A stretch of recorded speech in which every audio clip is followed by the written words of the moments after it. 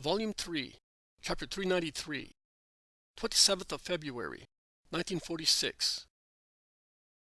Farewell to Kerioth. Parable of the Two Wills.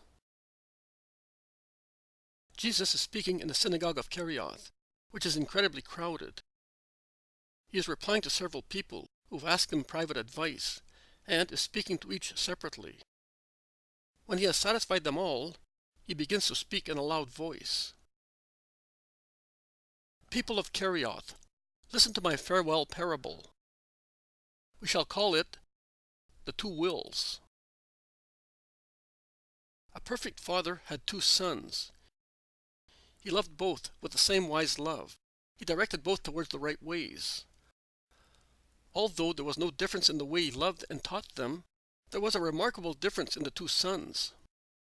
One, the firstborn, was humble, obedient. He did his father's will without discussion. He was always joyful and happy in his work. The other one, although younger, was often unhappy. He argued with his father and within himself. He always pondered, with deep human meditation, on the advice and orders that he received. And instead of carrying them out exactly as they were given, he took the liberty of modifying them, completely or partially, as if they had been imparted by a fool. His elder brother used to say to him, "Don't do that. You are grieving our father." But he would reply, "You are foolish. A great big strapping man such as you are, firstborn over and above, and grown up. Oh, I would not remain in the place where father put you. I would like to do more. I would impose myself on the servants, so that they might realize that I am the master. Owing to your perpetual meekness, you look like a servant yourself. Can't you see that no one pays attention to you, notwithstanding your primogeniture? Some even laugh at you." The second-born son, tempted by Satan, or rather, a disciple of Satan, whose advice he carried out diligently, tempted his brother. But the latter, faithful to the Lord and respecting his law, was faithful also to his father, whom he honored with his perfect behavior. Years went by, and the younger brother, annoyed at not being in a position to rule, after imploring his father several times, saying, "Authorize me to act in your name, for your own honor, instead of letting that fool do so, as he is meeker than a lamb," and after trying to urge his brother to do more than the father ordered, to impose himself on the servants, on fellow citizens and neighbors, said to himself, "Oh, that's enough. Our good name is at stake. Since no one wants to do it, I will do it myself." And he began to do things his own way, yielding to pride and falsehood, and disobeying without slightest hesitation. His father used to say to him, "Son, listen to your brother. He knows what he does." Or he would say, "I have been told that you have done such a thing. Is it true?" And the younger son, shrugging his shoulders, would reply to his father's questions, "He knows. He knows. He is too shy and irresolute. He misses the opportunity to take command."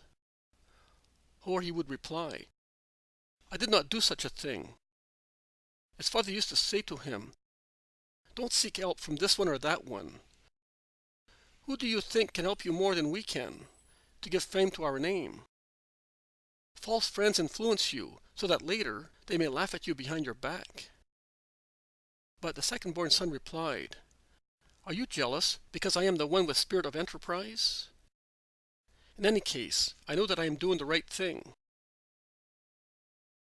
Time passed. The elder brother was growing more and more in justice, while the younger one fostered evil passions.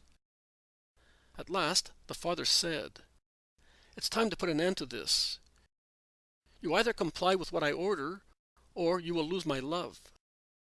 And the rebel went and told his false friends. Are you worried about that? Don't. There is a way to make it impossible for a father to prefer one son to another. Hand him over to us, and we will see to it. You will be free from material blame, and your property will flourish because, after removing him who is too good, you will be able to make it famous.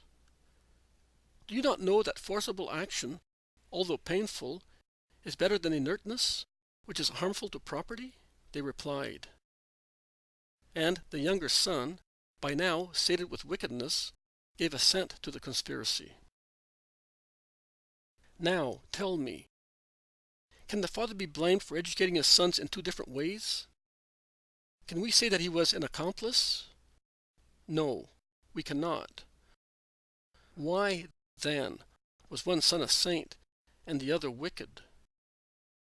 Is the will of man perhaps given in advance in two different manners?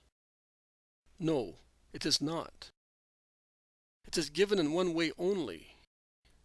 But man is free to change it, and he who is good makes his will good, and he who is wicked makes it wicked.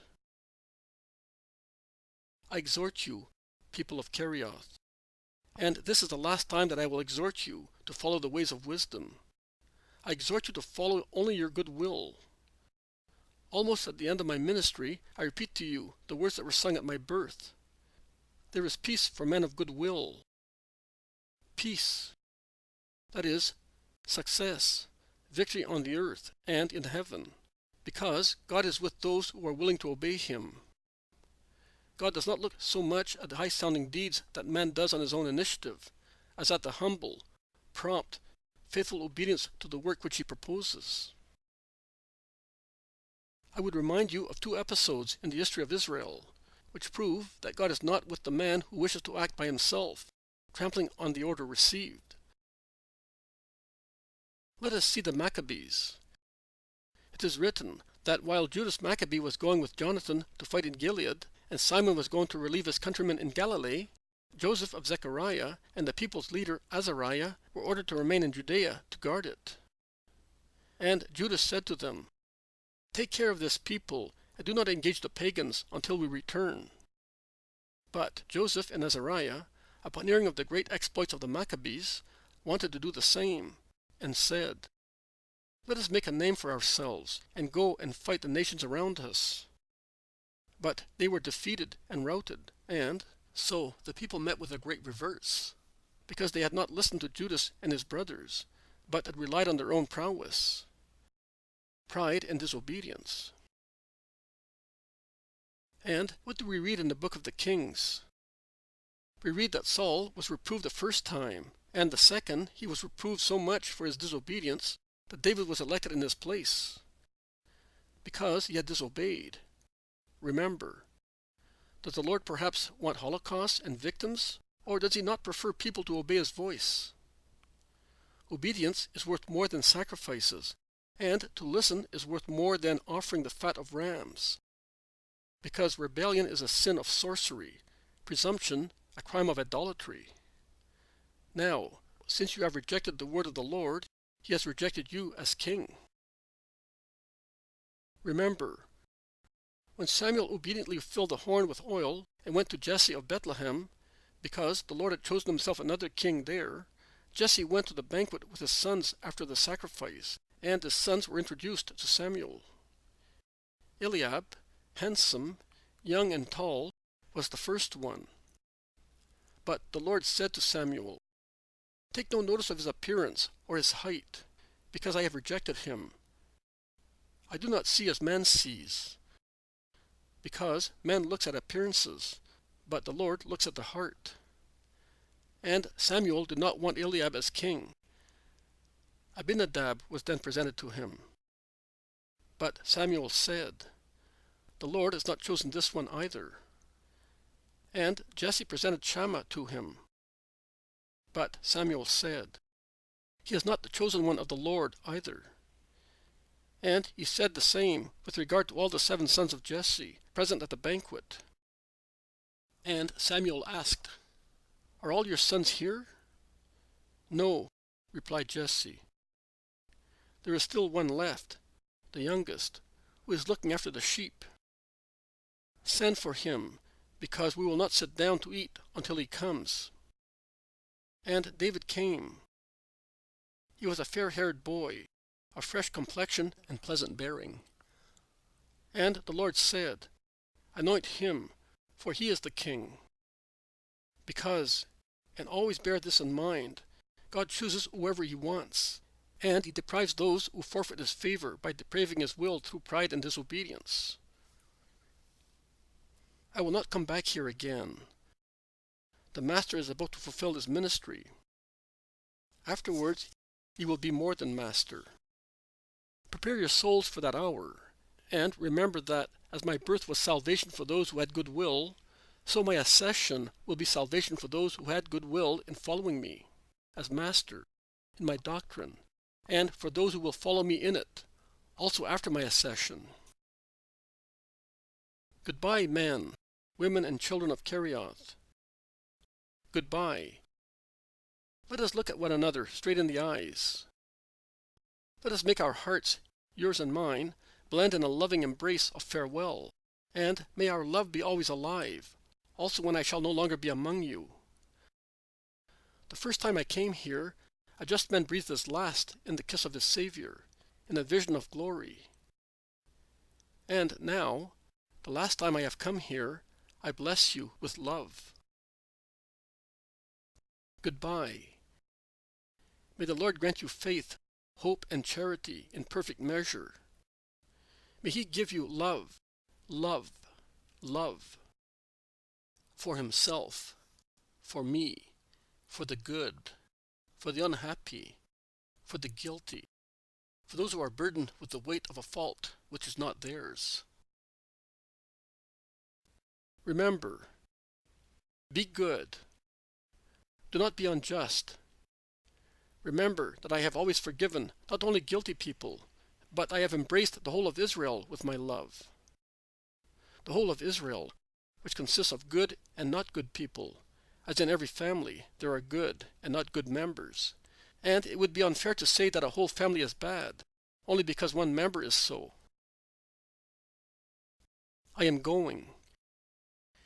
If anyone still wishes to speak to me, let him come before evening to the country house of Mary of Simon. Jesus raises his hand and blesses, and then goes out quickly to the back door, followed by his apostles. People whisper, he's not coming back anymore. What did he mean? Tears welled in his eyes when saying goodbye. Did you hear? He said that he will be raised. So, Judas is right. Of course, later, as king, he will not be among us as now. But I spoke to his brothers. They say that he will not be king, as we imagine. But he will be the king of redemption, as the prophets say. He will be the Messiah, of course. Not at all. The King Redeemer, the man of sorrows. Yes. No. In the meantime, Jesus is walking fast towards the country.